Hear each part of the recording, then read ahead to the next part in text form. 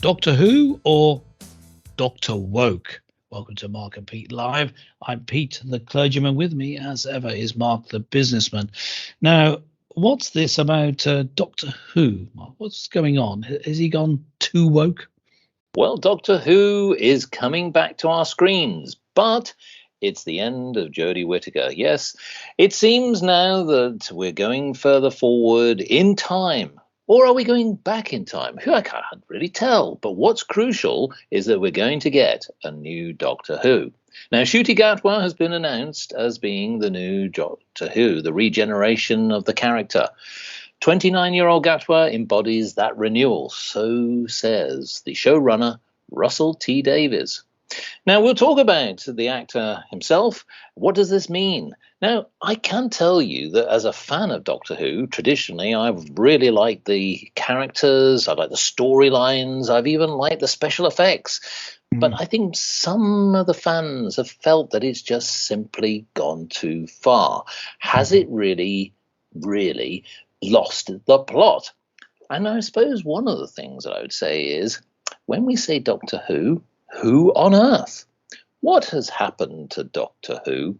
Where once the show was hot, will this woke now awaken you? Has it now become Doctor What? Good beat. What do you think about this woke agenda? Are we now getting off this woke agenda, or is it just the same old story? Yes, Doctor, what on earth are you doing? Yes, it does seem to be that there's this bias, which we call wokeness. I think everyone knows what it means. There's a certain set of beliefs that have become popular, I think, in certain circles. But those circles include people running the BBC, Hollywood, and these sort of media giants. And so you get a disproportionate attention to it. One of the main things is to encourage homosexuality, transgenderism, this sort of thing. Not simply to approve of it or to be kind to them, but to encourage it. And this is a key part of what we now call wokeness. And so it was a surprise to no one that Ncuti Gatwa, who has played a gay character in a popular show over on Netflix called Sex Education, was cast as the Doctor. I say no surprise. It was a surprise because he's not that well known outside of Netflix aficionados. But once you see who he is, he's played a gay character. I don't know his sexuality, but he does come across as a little bit camp. The sort of person you would expect to be appointed to the role, and also is black, and so you have that, and also the fact that he's Scottish is a tradition actually in Doctor Who, isn't it? Because at least 3 that I know of the actors to play Doctor Who have been Scottish. Oh yeah. But the casting of this particular actor as the Doctor just goes with the flow of the time. So it's a bit of a boring casting. There's only one thing that I would say about it. Russell T Davies is known for making good casting choices, brave casting choice, you would say, with him having the first 2 Doctors of the renewed Doctor Who, who were different to each other, but both made a big and positive impact. Maybe he knows what he's doing. Well, maybe he is. Maybe he's got a little trick up his sleeve. But let's maybe Ncuti Gatwa is just such a good actor. Possibly. It's just possible. It could be true. But look, fans are really keen on this. And I'm going to take a business angle here. We know that Doctor Who is a huge show. Commercially, this actually generates a lot of interest around the world, not just the United Kingdom. So I think we should put this in context. The scale of Doctor Who over the decades has ebbed and flowed. Yes, over the decades, yes. Yes, for sure. Now, the one thing I think here is that true Doctor Who style. Let's go back in time a little bit. So Gatwa himself was actually born in Rwanda. And the reason that I highlight this is that he actually comes from an interesting background. It was at the time when it was embroiled in a civil war, and he and his family decided to move to Scotland. So hence the reason for the Scottish connection. He actually fled with his family from Rwanda to Scotland. Now, that's great. There's lots of things there. And he himself actually was interviewed, and he brought up this point, is that this is Shuti himself saying, we came to the United Kingdom because of the genocide that happened in Rwanda in 1994. We were refugees coming to the UK, and I definitely now view myself as a Rwandan Scotsman. Not many people can say that, I guess. Now, the point here is that he is not that well known an actor, but is that the trick? That effectively what they're doing is that they're cutting the ties. Jodie Whittaker, the current Doctor Who, was known as an actress. She'd been in many dramas on television. Perhaps hadn't really sort of had the same kind of level of notoriety and fame as David Tennant, who had been in lots of films. But here is the thing.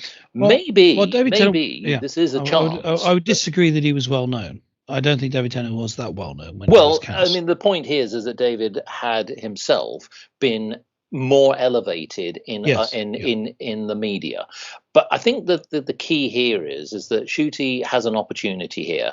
What we're trying to say here is there are lots of fans, Doctor Who fans, who just want to get back to quality acting, quality storylines, and quality production, rather than playing to the woke agenda. And I think that's really what everybody's looking for. Yes, I agree. I mean, I think many people are exasperated with the woke agenda, and there was a show that they loved. I mean, I like the show. For some people, they just love the show. It meant such a lot to them that to ruin it, just ruin it because of this agenda, it's just terrible. What goes through their minds, I don't know. What if you want to pursue the woke agenda? Write your own show. Come up with a new concept. Don't ruin it. This franchise for everyone. I was about to interrupt you because you were saying earlier about the success of Doctor Who across the world, which was true, but the ratings have just plummeted under Chris Chibnall, the current showrunner, and Jodie Whittaker. So he's writing a lot of the scripts and he's in charge of. He has editorial control over the scripts, even when he's not writing them. It's his baby, and Jodie Whittaker's the main star. Jodie Whittaker's acting was just woeful, so wooden, embarrassingly bad. And the scripts, at least for the first couple of series that she was in, were like lectures. One of them about Tesla, the famous scientist of 19th century, was really like a dramatization of his Wikipedia page. It was just so uninspiring and uninspired. Then, in a desperate attempt, I would say, to try and bring back fans, the plots became more and more convoluted and still didn't work. The writing just wasn't up to it. Didn't make any sense. And the acting, if anything, got worse. And so what I see is the pursuit of the woke agenda seems to have resulted in a level of earnestness such that it chucks away all the other concerns, which are like good story, good dialogue, and good acting. Now, and this is just to give you an example. I was mentioning this off air, Mark. I've had an experience of several experiences of watching very earnest Christian films. Even though in that case I agree with the message, which I don't agree with the woke message, but I agree with the evangelical Christian message in the films I'm watching, and they're deadly boring. What has happened is the earnestness of the people producing the film has leached away any artistic merits to them somehow. It doesn't always happen. Sometimes there's some Christian movies are really good quality. You think of classic Christian movies like Ben-Hur, or the Ten Commandments, going back to an actual Bible reenactment. But in terms of Doctor Who and the wokeness agenda, I don't think that's what is important. What's important to fans is they want good stories. They certainly don't want it overshadowed by the woke agenda, but they want good stories, good acting, it to be inventive, funny, and they want the Doctor to be the hero of each episode. And I have to say that was also missing. The Doctor came across as extremely unpleasant and frankly rather stupid and irritating under Jodie Whittaker. I'm not saying that Jodie Whittaker is stupid and irritating. What I'm saying is, I suppose I am saying something personal. In terms of his writing, the showrunner is. Yeah. Well, I think that the key here it's not the actor's fault. No, but exactly. But here's the point. The audience, and that's the consumers, the general public, are smart. They have followed this character for many, many years. And what's interesting is that you have to be very careful when you evolve a character. Now, to your point, that when you try and reflect society, there is an element of that in any storyline. You see themes, trends. There's always a reflection of style in anything that people do over either in film or on drama and many other things. But what's interesting is the program makers have said that Doctor Who prides itself on being inclusive and a show which provides a safe space for individuality. Right. Okay, well, we can see where you're going with that, but beware. What I think is important in this particular incarnation is a chance to get the audience back to play to the true essence of the storyline of Doctor Who. Yes. As opposed to what the world is going through, and don't mix the two because it's oil and water. It just doesn't go. And so from a commercial perspective, so I'm going to come from a business perspective, folks. Look, this is a fantastic opportunity to really accelerate the show, build back up the audience, and once again make it a flagship show. Yeah. Now I'm going to say something for the real fans now, and as I say, I'm a bit of a fan of it myself, and I follow the show as I think you have, Mark. And one of the key problems, however, and I think I'm right to say you didn't watch the Jodie Whittaker series. I tried. I will be honest. I gave it a go, and it was hard going. Bear it. I certainly didn't watch all of them, and I watched less and less of the episodes as it went through. Fewer and fewer of the episodes as it went through. But there's a key part of the abuse, I guess, of this beloved franchise, in that Chibnall, who was the showrunner, messed with what's known as the canon, the accepted storyline. And although things go outside that, you do a storyline that doesn't fit in with the rest, so you get the age of the Doctor wrong or something like that. He messed around with it so much. He has a part called the Timeless Child. Now, this means, according to the new story of who Doctor Who is, he's not a Time Lord. He was originally a small black girl who was killed time and time again because she couldn't die. Every time she's killed, she regenerates into something else. The Time Lords steal this ability. So it all starts with a black girl who gets abducted. And that's the Doctor. He's not a Time Lord. There's a whole different story. He didn't start off a man. He started off as a black girl. They've completely, what they call, reconned the whole thing. If that stays as part of canon, as part of the story, I don't think that you'll bring back the fans because they just hate that. It changes the whole character. The whole character of the Doctor is based on this.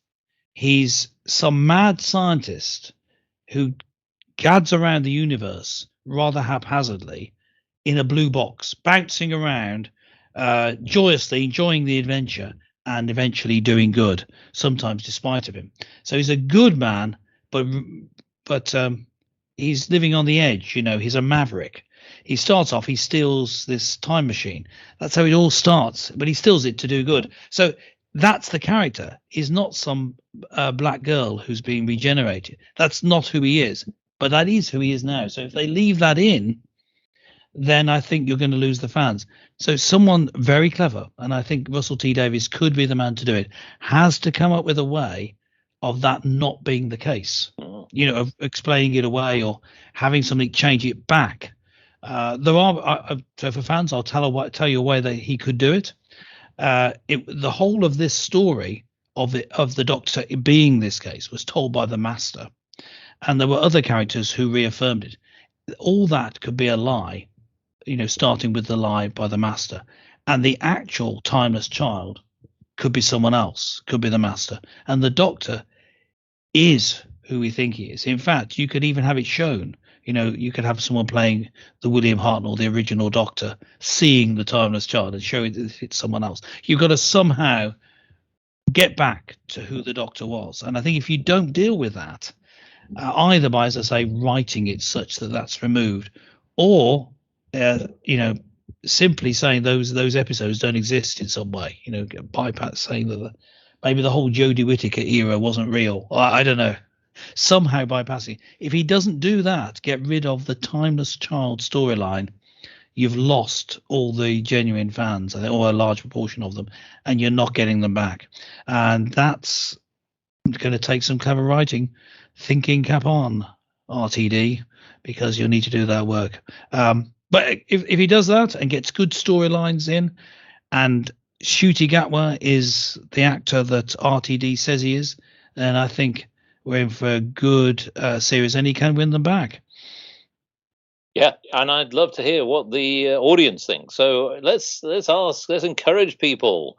Go back in time, have some thoughts, and then maybe spring into the future. Let us know what you thought of the entire series. Did it work? What we've been talking about? I don't know. Yeah, but I'd love to hear from the audience. Yes, come back for the future and tell us how it goes. That's it for Mark and Pete for this time. Don't forget to subscribe, leave comments on the markandpete.com site, and we'll see you again next time.